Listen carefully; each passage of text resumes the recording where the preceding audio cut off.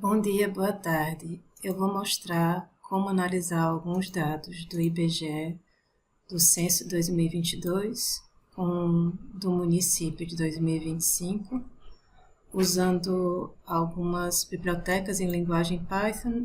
Eu já baixei os arquivos dos setores censitários geoespacial e estatístico do site do IBGE. Também baixei um arquivo de municípios que eu já tinha previamente selecionado algumas colunas com as quais eu queria trabalhar. Eu tenho aqui o meu Spider em ambiente Ox, onde eu também já instalei a biblioteca GeoPandas.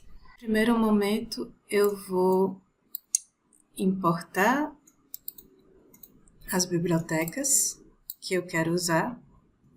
Eu poderia também estar rodando todo o arquivo aqui com esse run file, mas eu vou fazer por partes para mostrar e comentar um pouco algumas dessas ações. Aqui eu tenho como comentário a localização dos arquivos e eu vou abrir essa pasta. Eu também poderia colocar toda essa localização do arquivo no momento em que eu chamo o arquivo. E eu vou primeiro abrir um arquivo do IBGE com todos os setores censitários de 2022. E isso deve demorar um pouquinho para abrir. Nesse caso, eu coloquei um encoding UTF-8, que quando eu abri parece ter funcionado bem, mas pode ser que outros arquivos do IBGE demandem outro tipo de encoding, como o Latin 1. Agora ele conseguiu carregar, são muitos setores no Brasil, então se eu for explorar um pouco essas informações, não é bom que eu clique aqui 2 vezes, porque o arquivo está muito grande. Eu posso dar uma olhada aqui e explorar o que tem nesse arquivo, pedindo a lista do GDF, que eu chamei de GDF, esses setores. Eu tenho o nome de todas as colunas. Eu também posso pedir para visualizar aqui a lista dessas conurbações, esses conjuntos. E eu tenho aqui todos os do Brasil e a contagem de setores que tem cada um. Eu também poderia ver os nomes dos municípios. Eu acabo tendo uma lista e a quantidade de setores que tem em cada município. E eu vou fazer um exercício como exemplo, pegando o que é comumente chamado de Crajuá, porque Crato, Juazeiro e Barbalha se juntaram numa conurbação. Quando eu faço isso, eu diminuo a quantidade de setores e fica mais fácil trabalhar com esse Geodata Frame um pouco menor. Eu posso checar de novo as colunas que eu tenho no Crajubá, mudar o CRS para um sistema de referência de coordenada planar, porque depois eu vou querer fazer um exercício de densidade populacional e eu preciso calcular a área dos setores para isso.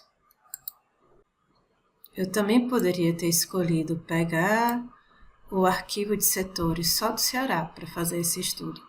Nesse caso, ficaria um pouco menos pesado. Aqui eu estou pedindo para ler um CSV de estatísticas e é preciso ver a documentação ou os dicionários que o IBGE tem, detalhando o que existe em cada coluna, qual a variável. Eu baixei aqui, eu preciso de uma codificação encoding em Latin, e também tem uma coisa que o Brasil faz um pouco diferente, que é como separar as colunas e casas decimais em CSVs. Para eu conseguir ler as colunas direito, eu tenho que definir esse separador e o decimal. Aqui em cima, eu acho que quando eu mandei rodar, eu não tinha pedido esse pandas direito. Então, vou fazer isso aqui de novo. E aqui embaixo eu chamo de novo, porque esse read CSV é uma função do pandas. E agora funcionou. Eu estou ativando uma função da biblioteca Pandas para ler esse CSV. Eu posso também ver, ok, aqui o que eu tenho de colunas, e eu tenho várias das nomenclaturas que existiam no GeoDataFrame, e eu também tenho algumas variáveis, que são algumas variáveis sociodemográficas do censo. Eu poderia também só visualizar aqui o Crajubá para ver o que eu tenho de espaço. Depois que eu fiz aquela seleção, eu também poderia visualizar os municípios como mapas temáticos desses setores. Uma das coisas que tem em comum entre esses dois data frames, o estatístico tem um código de setor e o geoespacial também tem um código do setor. Para eu conseguir ver as informações geoespaciais e sociodemográficas, eu vou precisar juntar esses dois arquivos baseado no código do setor. Mas, para isso funcionar, o tipo de informação dentro dessas colunas tem que ser igual. Então, eu poderia pedir para ver qual é o tipo de informação dentro da coluna. Do GDF, que é o geoespacial, o código de setor aparece como objeto, e do DF aparece como um número. Então, antes de eu pedir para juntar os dois arquivos, eu preciso mudar o tipo de informação de um deles para eles ficarem iguais. É nessa função aqui que eu peço para a coluna código de setor do Crajubá, que é o geoespacial do Crajubá, virar um numérico. Tem mais de uma maneira de fazer isso. Quase todas as funções que eu estou mostrando tem mais de uma maneira de fazer. Eu também poderia aproveitar e ver uma lista de setores aqui, pegando o Value Counts do Crajubá código setor.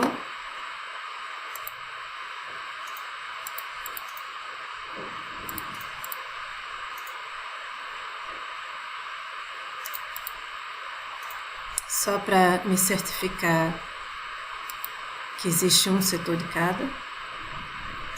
E é nessa função aqui que eu vou fazer o merge do DF com o Crajubá.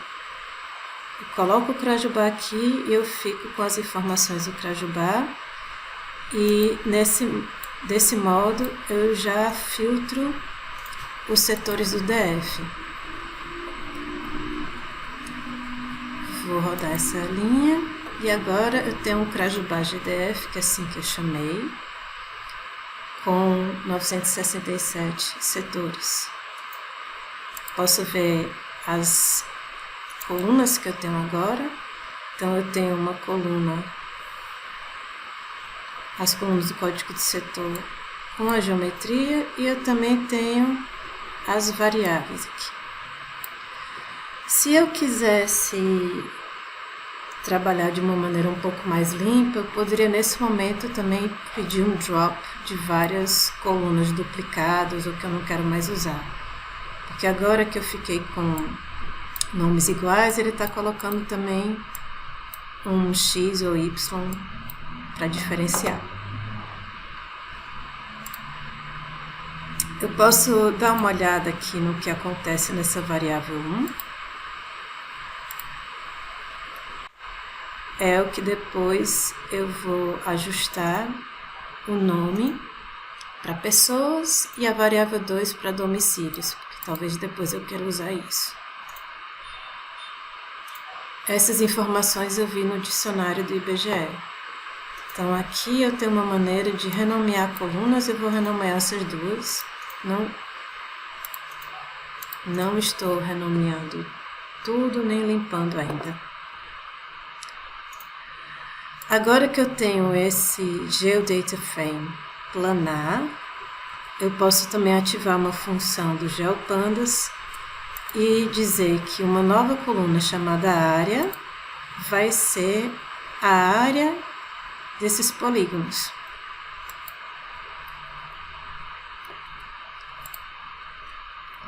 E com isso eu também posso fazer a densidade populacional puxando a coluna pessoas dividido pela área por hectares. Antes disso eu fiz essa também, área hectares é área dividido por 10.000. Depois eu posso fazer essa. Eu posso dar uma olhada de novo nesse pessoas, que agora que eu pedi a legenda eu também tenho uma visualização da rampa. Eu posso também dar uma olhada na área, faz todo sentido. Esses setores mais distantes têm áreas maiores e uma população menor. Mas eu também posso visualizar isso sem ser uma rampa contínua, pedindo diferentes esquemas, como em quantis, em intervalos iguais ou em natural breaks. Como a variação de informações é muito grande, tem setores com densidade muito baixa ou muito alta, pode ser que essa rampa não seja também a mais indicada para conseguir visualizar essas informações. Então eu posso pesquisar mais tipos. Aqui eu tenho uma maneira de ver esses mínimos e máximos dessa coluna. Ou eu posso também plotar um histograma da densidade populacional, muitos setores com densidade baixa e alguns chegando a uma densidade muito alta, com pessoas que ficam um pouco mais distribuído do que a densidade. Eu tenho como plotar com esse outro tipo de texto aqui e pegar mais informações, também especificando o tamanho da figura e colocando um título em inglês. São essas manchinhas aqui que ficam mais densas quando eu visualizo na rampa contínua. Eu vou também capturar aqui os municípios, porque eu também quero plotar isso sabendo quais são os municípios que tem nessa área. Então eu vou puxar a minha base de municípios, que apareceu aqui. Eu posso ver essa lista de colunas que eu tenho, eu já tinha apagado algumas e tinha também criado um rótulo de estudante. E eu vou filtrar para Juazeiro do Norte. E eu fico com 3 municípios. E tenho que transformar.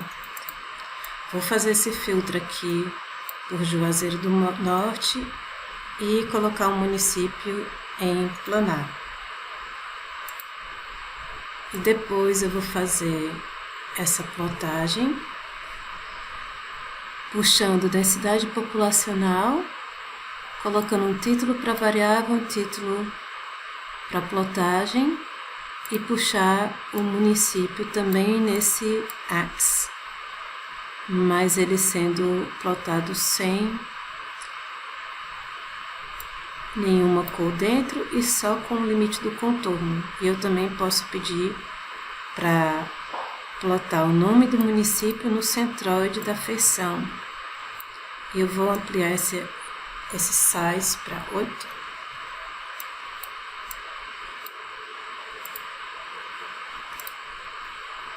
Agora eu tenho esse mapa aqui. Eu posso fazer dessa mesma maneira, colocando outras bases que eu queira visualizar junto, como de áreas urbanizadas. Ou se eu quiser fazer mais de uma plotagem, eu ajusto aqui esse texto para dizer quantos subplots eu vou ter e depois eu chamo cada plot para o eixo específico que eu defini. Mas se eu fizer uma escala gráfica, eu poderia tirar essa informação aqui. E eu também vou aproveitar a escala gráfica que eu estou colocando com essa informação aqui. E aqui eu estou pedindo para todos os eixos nos eixos da figura não aparecerem. E eu aproveito e também peço para salvar numa resolução grande. Obrigada pela atenção.